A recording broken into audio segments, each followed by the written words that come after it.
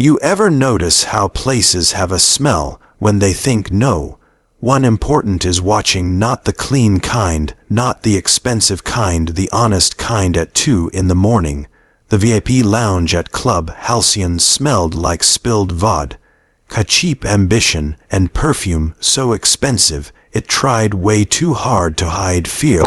That smell was my workplace, or at least it pretended to be. I stood behind the velvet rope, wearing a black uniform tailored to make me invisible, but still useful. The bass from the dance floor crawled up through my shoes into my bones. Not designer shoes, slip-resistant rubber ones, the kind you wear when your job is to stand still and swallow disrespect. Funny thing is, 2 years earlier, I owned a place like this. Better, actually, sharper lights, darker corners, rules that meant something back.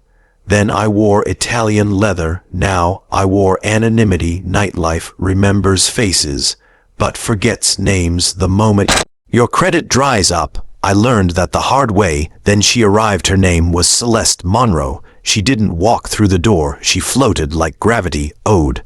Her money white fur coat draped over her shoulders, still cold from the night air, eyes scanning the room like she was shopping for prey.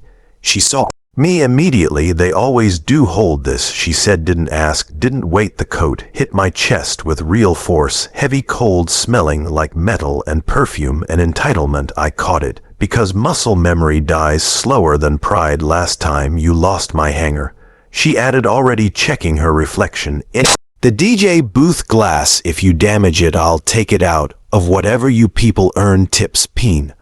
It's oxygen. I didn't respond. I tagged the coat, ticket number 404. Not found. She didn't notice. She never noticed things beneath her. Celeste Monroe was married to Grant Monroe, tech investor, urban developer. Kind of man who bought blocks, not buildings in this ecosystem. She was royalty, and I was background noise. What she didn't know was that 2 years earlier, I'd been the one denying her entry at my old club, telling her no, when no one else dared, watching disbelief melt into rage on her face. That no cost me everything. My club, my apartment, my reputation. People like Celeste don't scream. They whisper, they poison, they smile, while lighting the match. Now she held court in the VIP section, snapping fingers at servers like they were broken devices. A waitress named Lily froze every time her name was called. Law student, smart, exhausted, deserved better, more ice. Celeste barked, this drink tastes cheap. I leaned into my earpiece. Just bring her the bottle, I said quietly. Don't engage. Lily looked at me like I'd thrown her a life raft. Management thought I was finished, thought I was grateful just to be employed, thought humiliation had tamed me. They were wrong. I wasn't surviving, I was studying. While Celeste critiqued cocktails, I read contracts. While Grant closed deals upstairs, I learned how buildings bleed money. I memorized licenses, debt structures, shell ownerships. I wasn't angry anymore. Anger burns fast. This was colder. I hung her coat, carefully smoothing the fur like it mattered, like it still had power. Enjoy it while you can, I whispered to the empty room. My watch said 2:15. In 4 hours, overseas markets would open, and a quiet transaction buried under legal noise would start moving. Celeste thought this was another night. She owned another room that bowed. She didn't know she was standing on borrowed ground, and I already had the deed warming in my pocket. If you think this story is about a coat, you're already too late, because the game didn't start when she walked in. It started when I stopped being visible. By 3 in the morning, the club always split into two worlds: the people who thought the night was just getting started, and the people who knew it was already over.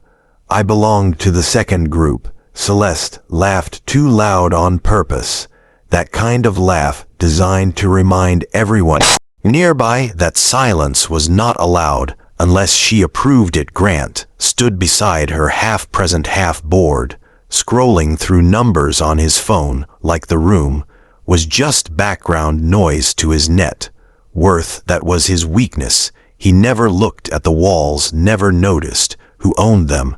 I rotated coats, checked tickets, watched reflections instead of faces. Reflections. Tell the truth, people rehearse their expressions. Grant leaned toward Celeste and whispered something. She rolled her eyes, not annoyed, performing annoyance. Then she snapped her fingers again. You, she said, pointing without looking. The ice is melting. Fix it. She meant Lily, but I stepped forward. I will handle it, I said, calm, respectful, flat. She finally looked directly at me, really looked for half a second. Something flickered behind her eyes. Recognition, not memory. Instinct. Have we met? She asked. No, Mom, I replied. The lie slid out smooth.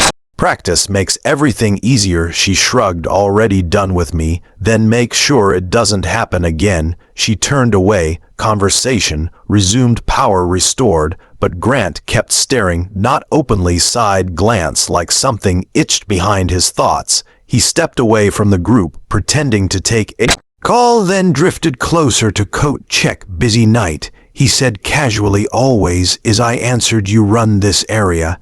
I manage it. He nodded, paused, looked at the coat tags. 404, 312, 119. Funny system. He said it works. He smiled, thin, the smile of a man used to leverage. You look familiar. I hear that a lot. Where from? All over. That answer bothered him. I could see it land. Wrong people like Grant expect clean labels. Investor, owner, staff. I didn't fit. Celeste called his name sharp. Grant, come on. He hesitated a beat, too long, then returned to her side. I watched him go, watched how she leaned into him, claiming space, claiming ownership. That relationship was a balance sheet, not a romance. At 3:30, the DJ switched sets, crowd shifted, energy dipped.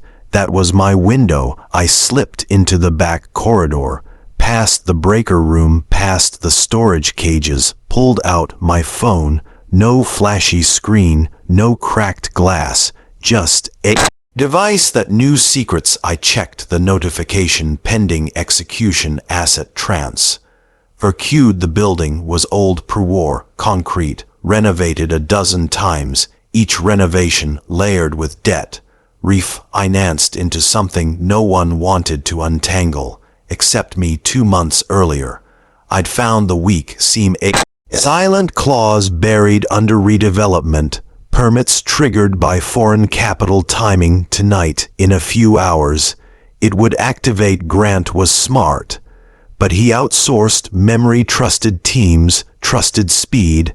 I trusted patience. When I returned, Celeste was arguing with management, her voice sharp enough to cut glass. Do you know who I am? Do you know what my husband does? Yes, Mom, the manager said, sweating. But the policy, she laughed. You work for us. That line hit the room. Wrong people noticed. Phones dipped. Eyes shifted. I stepped closer, not intervening, observing. Grant stood silent, jaw tight. That told me everything. He already knew something was off. He just didn't know where. Celeste turned suddenly and pointed at me. You go get my coat. I'm leaving right now. Her tone carried certainty, the kind that assumes compliance before the command finishes. I reached for the hanger, lifted the coat, felt its weight again as I walked it toward her. I caught Grant watching my hands, my posture, my face. I stopped 1 step short. Here you go, I said. She snatched it, annoyed. Already done with the night. Grant didn't move. What is your name? He asked quietly. Names are temporary, I said. Ownership isn't. The words landed heavier than the bass. Celeste turned, confused. Grant stared, and somewhere beneath the building paperwork was waking up, because by sunrise this place would belong to someone else, and Grant was about to realize he had been dancing inside a deal he never signed. By 4 in the morning, truth starts leaking out of people.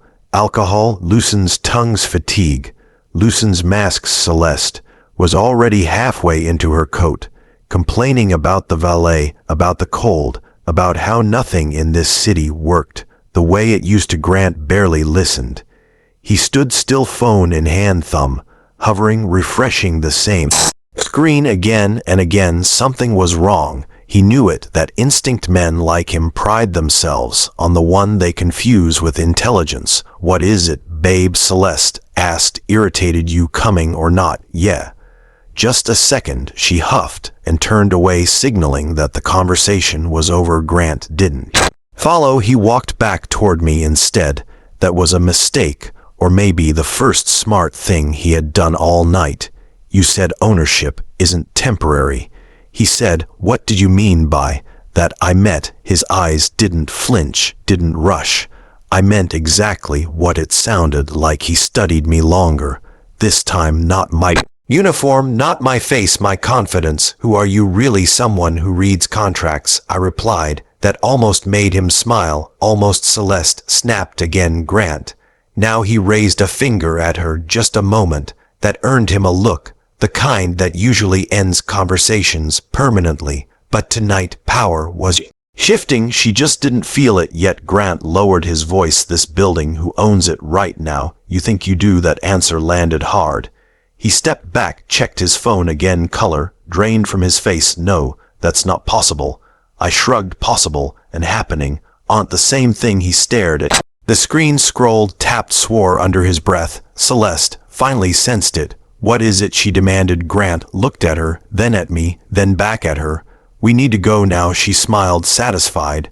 Finally told you no. He said, not like that. They moved toward the exit together, but the room had changed. Staff stood straighter, security watched differently. Ownership has a smell, and it had just entered the air at the door. Grant stopped again, turned back. What do you want? He asked. That question always comes eventually. People with money believe everything is a negotiation. I want what's owed. I said, owed for what? For silence, for patience, for watching people confuse status with control. Celeste laughed sharp. Is this a joke? Grant didn't name a number, he said quietly. I shook my head. This isn't about money. That scared him more than any figure could. Then what? I gestured around the walls, the lights, the crowd. I already have it. His phone buzzed once, then again. He answered this time. Yes. What? Slowed down. Celeste grabbed his arm. Grant, what is going on? He pulled free, listened, face tight.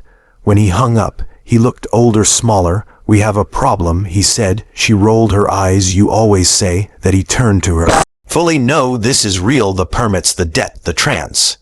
Or it executed. She frowned. What does that mean? It means we don't own this place anymore. The words didn't register at first. Then they did. That's impossible, she snapped. We built this. No, he said, we financed it. There's a difference. She looked around. Like the room would disagree with him. This is insane. Fix it. Grant looked at me, not angry, not pleading, resigned. You planned this. I nodded. How long? Since the night you told me no mattered less than your name. Celeste's eyes widened, recognition finally catching up. You.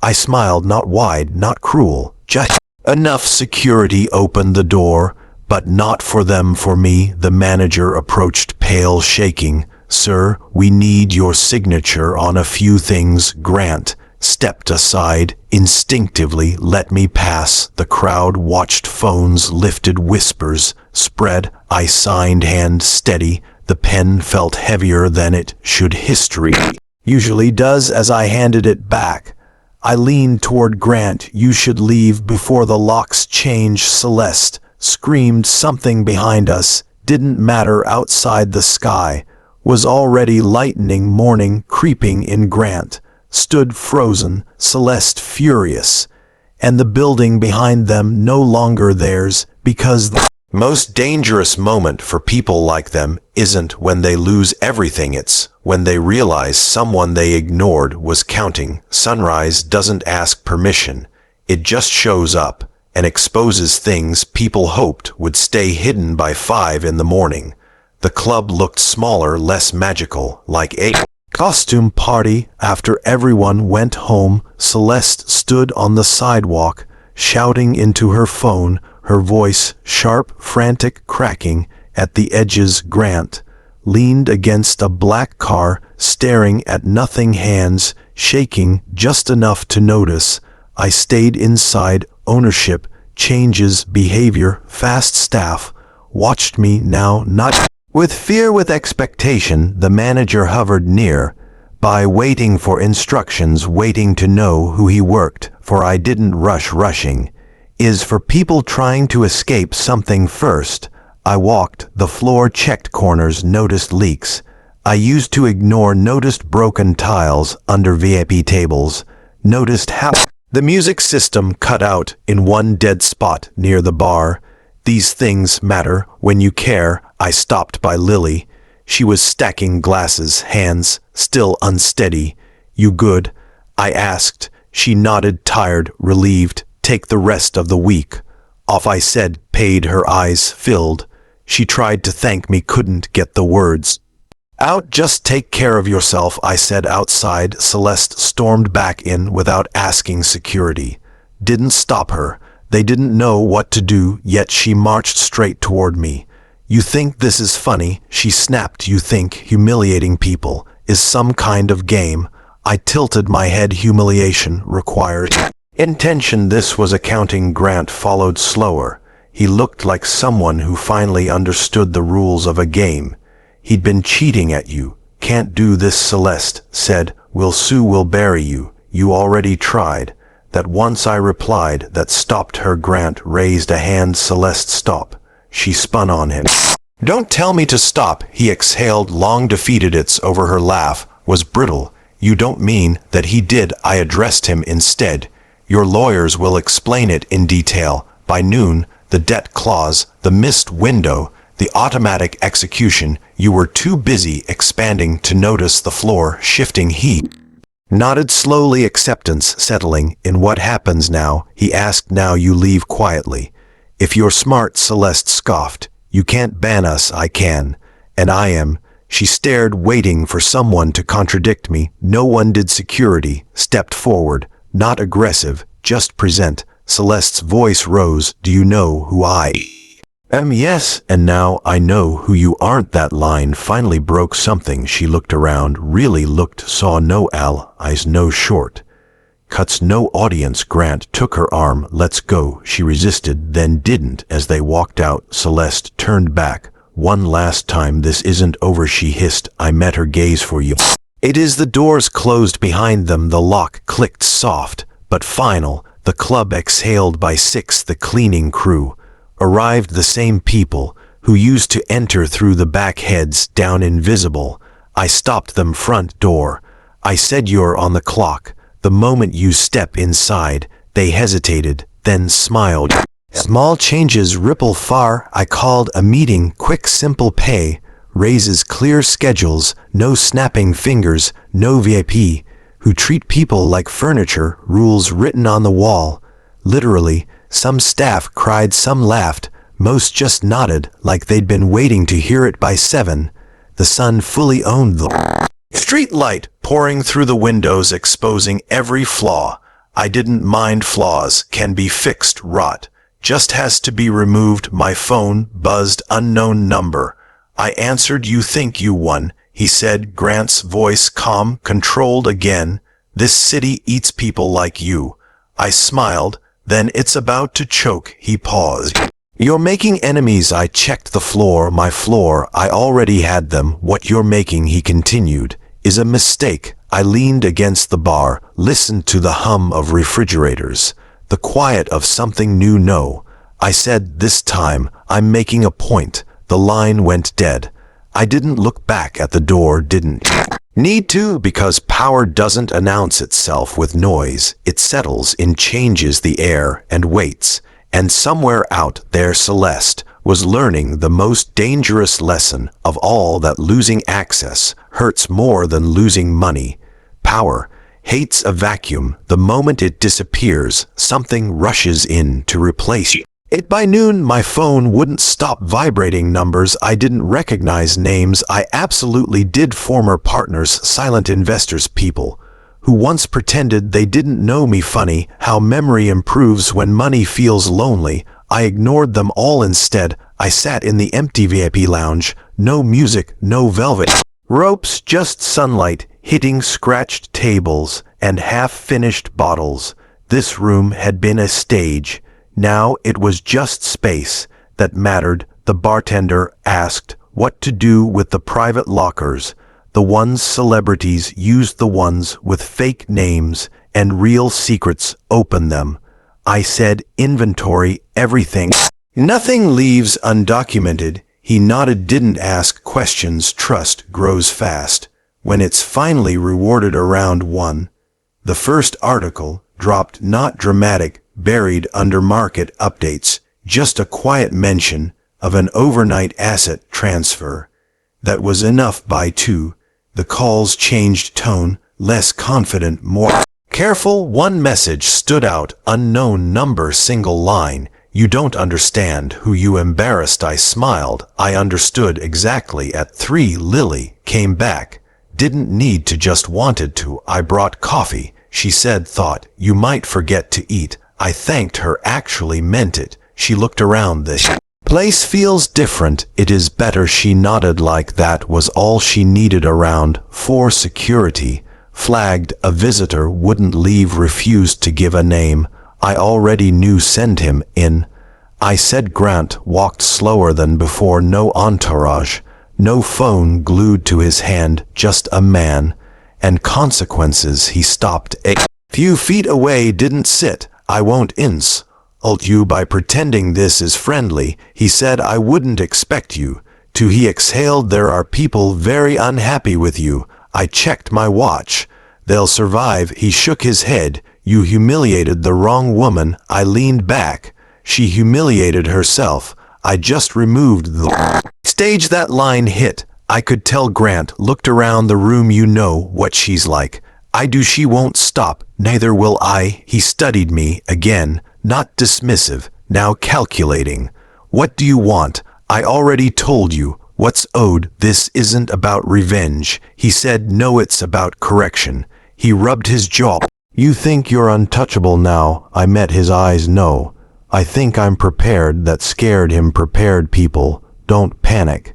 They plan. Grant straightened, then said the one thing he shouldn't have. She's calling in favors. I nodded. I expected that. Licenses, inspections, media, social pressure. He waited for me to react. I didn't. This city runs on paperwork. I said, not favors. Favors expire. He smiled thin. You sound very sure. I am. Grant hesitated, then spoke quieter. There's something else. I waited. She doesn't remember everything, but she remembers enough. I raised an eyebrow. That night 2 years ago, she didn't just complain. I stayed silent. She made sure no one would work with you again. I smiled slowly. I know that wasn't the reveal he hoped for. Grant frowned. Then why do this? Why not disappear? Take the win, because disappearing is what she expected. I stood, walked past him toward the door. People like her only understand one language, visibility. I opened it. Light flooded in. Grant turned. This isn't over, he said. I paused, hand on the frame. You're right. For the first time, he looked genuinely curious. Then, what is it? I glanced back at him. Just once, the beginning, because by tomorrow, everyone would know who owned this place, and by the end of the week, they'd know why. By the end of the week, the city had adjusted. It always does. New owners, new rules, same streets, pretending nothing changed, but people felt it, even if they couldn't name it. The crowd shifted. Less flash, more real. Artists, bartenders, after shifts. People who danced because they wanted to, not because someone was watching. Money still came, just quieter, smarter. The velvet ropes stayed gone. So did the private elevators. Turns out most people don't miss being reminded they don't belong. Celeste tried 3 times. First, through lawyers, formal, aggressive, threatening. Second, through media, anonymous quotes, soft lies wrapped in concern.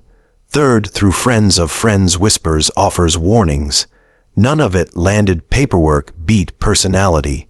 Every time. One afternoon, I found Lily painting over the old VIP sign. Black paint. Slow strokes. Feels good, she said, erasing it. I nodded. Some things deserve to vanish. Grant sent one last message. You won. She's done.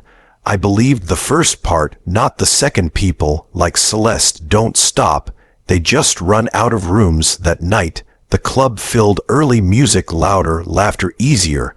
I stood at the door, not hiding, not guarding, owning. Someone snapped their fingers behind me. Hey, I turned. A guy in a tailored jacket. New money, old habits. Drink is wrong, he said. I smiled, not unkind. Then order another. He blinked, not used to that response. Excuse me, we don't fix attitude here, I said. Just drinks. The people nearby laughed, not cruel, relieved. He hesitated, then laughed too. Fair enough. He tipped. Well learned. Fast. Near midnight I stepped outside. Cool air, quiet. The city hummed, unimpressed, endless. My phone buzzed. Unknown number. I answered. You think you changed something, she said. Celeste's voice, low, controlled. I didn't respond. You took one building, one room, still nothing. I leaned against the wall, watched a cab roll by. Your right, I said. She paused, expecting more. I took something else. Silence. What? The belief that you're inevitable. Her breath caught. Just a little. That matters more than money, she scoffed. You'll fade, maybe, I said, but you already did. The line went dead. I stayed outside a moment longer, then went back in. The music swelled, lights pulsed, people moved. No one snapped, no one shouted, no one owned anyone. That was the difference. Power doesn't always look like control. Sometimes it looks like absence, a locked door, a missing invitation, a silence where applause used to be near closing. I walked the floor one last time, checked corners, smiled at staff, turned off lights. When I reached coat check, one hanger remained. Tag number 404. I took it down, held it, then set it aside. Some things don't need to be returned. As I locked up, the city kept breathing, unaware, unconcerned. That's how you know you did it right, because the best kind of revenge isn't loud, isn't messy. It's when the world keeps going and someone who used to matter doesn't. And if you're wondering whether it was worth it, it was. Because the moment she stopped being seen was the moment she lost. And the moment I stopped being invisible was the moment everything changed.